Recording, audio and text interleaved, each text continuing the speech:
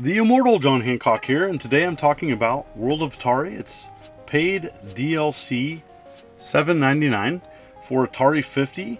I'm showing the Switch version. I did get sent the PC version. There was an issue with the DLC showing up in Steam for some reason. Anyways, this is the Switch version, which I paid for. Here are the 19 games included with this DLC for Atari 50, which is fantastic. I did a video on that last year, link below. And so this continues the awesome documentary style presentation of digital clips. Here's a video clip about Breakout. Breakout was really early. It's a ball and paddle game, right?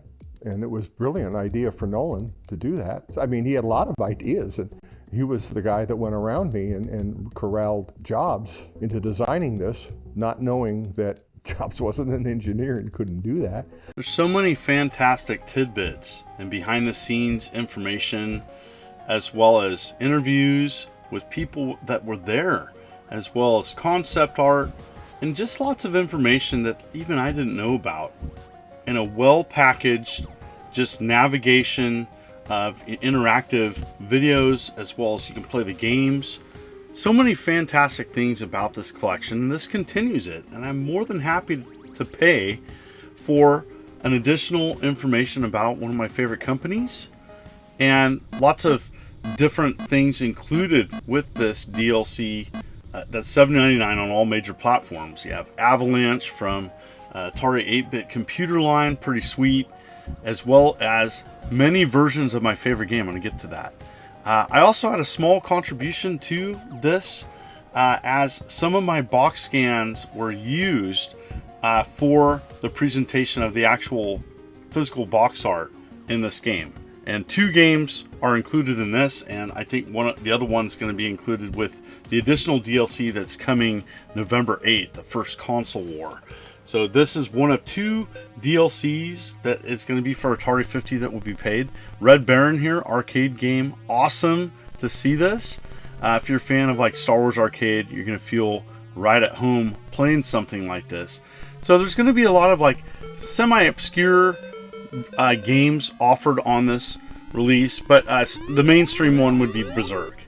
For me, it's all about the video presentations, such as this one. Well, at the beginning, it was sort of forbidden to consort with the enemy. First off, we had a vibrant coin-op business that was making money and keeping us in business, and coin-op consumer wasn't making anything. While you can find the ROMs online and play these for free, it doesn't have the nice, slick presentation that Digital Eclipse does. So having that information about Series 3 exclusive games with box art that you can look at, which I was happy to contribute to. Submarine Commander, some of this was from my box art scan that I sent them. So it's pretty sweet to see that in this presentation. Not a bad game either. But, you know, for many people, if you want to find out what was the story behind Atari, Digital Eclipse just knocked it out of the park and offered just such an amazing presentation here, talking about just the heyday of the 70s and 80s. There's concept art. There's just so many interesting tidbits of information put in a nice, slick package, and it really has revolutionized how I would want a collection of video games to be done. Digital Eclipse has really set the standard, in my opinion, on how it should be done. And I know a lot of people were saying, hey, why wasn't this game and that game included? It's about licensing. Atari didn't have the license for Berserk when Atari 50 came out. Well, now they do. And so there's many versions of Berserk now that are offered on this DLC content. And I think $7.99 is a reasonable price for this. As you know, there's going to be a physical release with both paid DLCs included November 8th for the Switch in a steelbook case. For the rest of the people that already have this, hey, you can check this out. I want to also mention for Atari VCS owners that this is free. This DLC is free, and you can check that out. Really awesome nod to Atari VCS owners that they can get this update for free. It's well done. Anyways, here's some versions of Berserk. Really nice to see the updated voice enhanced version for the Atari 2600 included. And to be honest, this is still my favorite version of the game. I played it so much as a kid, and now it has voice like the arcade. It has fast, active gameplay. It really is just a fantastic release, and a good example what the Atari 2600 was capable of. And just a wonderful game, one of my favorite games on the console. So nice to see it released here with the enhanced version. So as you can see, Digital Eclipse really did a nice job of continuing the story for Atari and talking about some obscurities, Atari Video Cube, another box scan that I contributed with. And so I just had to show this here. Really nice to see that.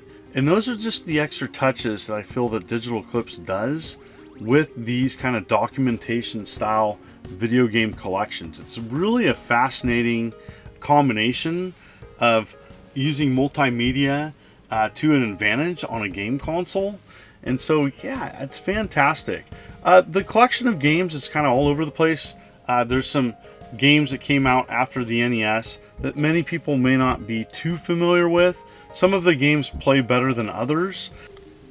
This collection really is about sharing information about Atari and giving you information that you may have not known about. There's things I didn't know about.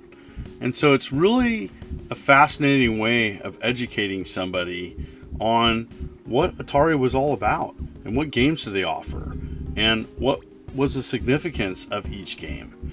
And so they really do a good job of just doing an overview of what was Atari all about. And I really enjoy it, and I still think this is one of the best compilations to ever come out, and happy to contribute to it, as I think Digital Eclipse is making some of the best compilations in the industry. Here's another video.